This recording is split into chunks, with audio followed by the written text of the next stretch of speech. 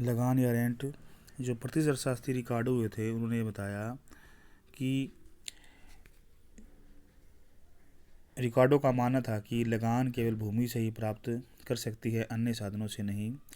David Ricardo ने अपने शब्दों में बताया कि लगान भूमि की उपज का वह भाग है जो भूमिपति को भूमि की मूल व अविनाशी शक्तियों के प्रयोग के बदले में चुकाया जाता है। आधुनिक अर्थशास्त्रियों के अनुसार उत्पादन का जो प्रत्येक साधन है से लगान प्राप्त की जा सकती है, उनके अनुसार लगान साधन की वह अतिरिक्त आय है जो उसके न्यूनतम पूर्ति मूल्य अथवा अवसर आय, स्थानांतरण आय के अतिरिक्त प्राप्त होती है। उस पर लगान का जो फार्मूला जो उन्होंने बताया कि लगान बराबर वास्तविक आय या वर्तमान आय, लगान बराबर वास्तविक आय या वर्तमान आय, उसमें से आप मान लो न्यूनतम पूर्ति मूल्य, हस्तांतरण आय, अवसर आय या वैकल्पिक आय को माइनस कर देते हो तो आपकी लगान आ जाती है। मुख्य रूप से जो अर्थशास्त्री थे श्रीमती जॉन रॉबिन्सन, उनके अनुसार लगान के विचार का सार उस आधिक्य से है जो उत्पादन के किसी साधन की एक इकाई को वर्तमान उत्पादन कार्य में बनाए रखने के लिए आवश्यक न्यूनतम आय से अधिक है। दूसरी बात करें कि लगान कितने प्रकार की होती है। मुख्य रूप से जो लगान है वो 3 प्रकार की होती है, जिसमें कुल लगान, आर्थिक लगान और ठेका लगान। कुल लगान टोटल रेंट, आर्थिक लगान या शुद्ध लगान इकोनॉमिक रेंट, ठेके या प्रसीमिदा लगान कॉन्ट्रैक्ट रेंट। देखो ये जो लगान के जो प्रकार हैं, इसमें से जो क्वेश्चन आता है हमेशा छोटा क्वेश्चन आ सकता है, कुल लगान किसे कहते हैं या आर्थिक लगान किसे कहते हैं या ठेका लगान किसे कहते हैं। तो इसमें जो नंबर आएगा वो 2 नंबर का आएगा, और जो रिकार्डो का जो लगान का सिद्धांत आपसे पूछेंगे उसमें जो क्वेश्चन आएगा वो 20 नंबर का आएगा। तो पहले अपन जो बात करते हैं वो बात करते हैं कुल लगान के बारे में। सामान्य बोलचाल की भाषा में कुल लगान अथवा कुल लगान का अर्थ उस लगान से होता है जो एक किसान या किराएदार द्वारा जो लगान मालिक को भूमि के स्वामी को चुकाया जाता है वह लगान होती है। या फिर यूँ कह दें कि भूमि स्वामी को आर्थिक लगान ही प्राप्त नहीं होती, बल्कि उसके द्वारा लगाई गई पूंजी पर ब्याज, भूमि के प्रबंध के लिए मजदूरी और जोखिम का पुरस्कार मिलता है। इस प्रकार इन सब भुगतानों का योग लगान कहलाती है। कुल लगान का जो फार्मूला था उन्होंने एक फार्मूले के रूप में उन्होंने बताया कि आर्थिक लगान कुल लगान बराबर आर्थिक लगान प्लस भूमि पर लगी पूंजी का ब्याज, भूमि पर सुधार हेतु भूस्वामी द्वारा किए गए प्रयास के लिए पारिश्रमिक, भूस्वामी द्वारा उठाए गए जोखिम के लिए लाभ। इस तरीके से ये फार्मूले में उन्होंने कुल लगान के बारे में आपको बताया। स्क्रीन पर आप देख रहे हो। दूसरा जो आता है वो आता है आर्थिक लगान। आर्थिक लगान या शुद्ध लगान इकोनॉमिक रेंट के बारे में बात करेंगे। आर्थिक लगान कुल लगान का वह भाग है जो भूस्वामी को भूमि के उपयोग के बदले में प्राप्त होता है। कृषि से प्राप्त कुल आय में उत्पादन लागत सामान्य लाभ सम्मिलित कर लिया जाते हैं। घटा देने के पश्चात जो शेष बचता है उसे आर्थिक लगान कहते हैं। इस प्रकार आर्थिक लगान उस अतिरिक्त लगान को कहते हैं जो उत्पादन के किसी भी साधन को जिसकी पूर्ति पूर्णतः लोचदार नहीं होती उसे प्राप्त होता है। ठीक है। इस तरीके से जो आपकी दूसरी है जो आर्थिक लगान या इकोनॉमिक रेंट है।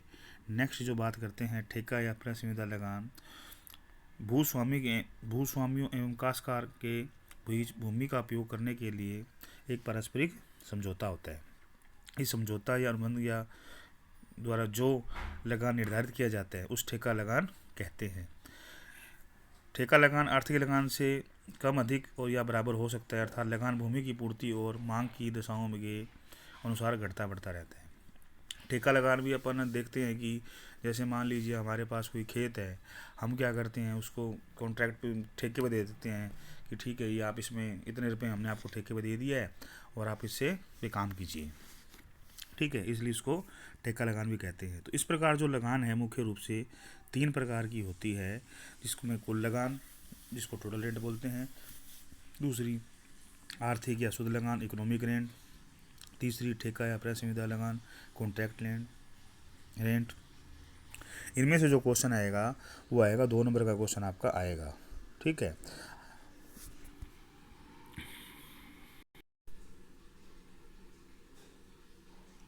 हम जो बात कर रहे थे वो बात कर रहे थे लगान की। अब इसमें जो मुख्य रूप से है रिकार्डो का लगान का, इसमें है लगान निर्धारण के सिद्धांत। मुख्य रूप से लगान निर्धारण के 2 सिद्धांत हैं, जिसमें सबसे पहले है रिकार्डो का लगान का सिद्धांत और दूसरा है आधुनिक सिद्धांत। जो सबसे पहले जो है रिकार्डो का लगान का सिद्धांत, उसको हम समझेंगे कि जो रिकार्डो का लगान का सिद्धांत है और दूसरा है आधुनिक सिद्धांत। तो पहला जो है रिकार्डो का जो लगान का सिद्धांत, उसको हम समझेंगे।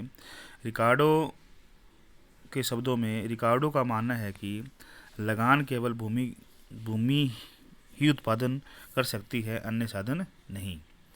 इस कारण यह है कि कुछ ऐसी विशेषता होती है, इस प्रकार कुछ ऐसी विशेषता होती है जो अन्य उत्पादन साधनों में नहीं पाई जाती। लगान केवल भूमि को ही प्राप्त होता है। इन शब्दों में लगान भूमि की उपज का वह भाग है जो भूमि की मूल व अविनाशी शक्तियों के उपयोग के बदले में चुकाया जाता है। रिकार्डो ने जो लगान है उसको एक विधात्मक बचत माना है। ठीक है, रिकार्डो ने भूमि पर कृषि करने का क्रम ऐतिहासिक माना है।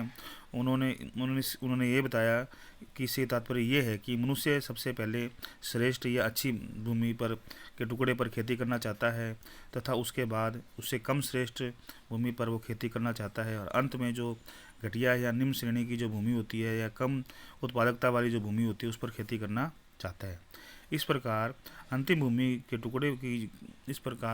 जो अंतिम भूमि के टुकड़े की आवश्यकता सबसे कम होती है, जिसे रिकार्डो ने सीमांत भूमि कहा है। इसके पूर्व में भूमि के जो टुकड़ों की उत्पादकता सीमांत भूमि से अधिक होती है, उसे डेविड रिकार्डो ने अधिसीमांत भूमि कहा है।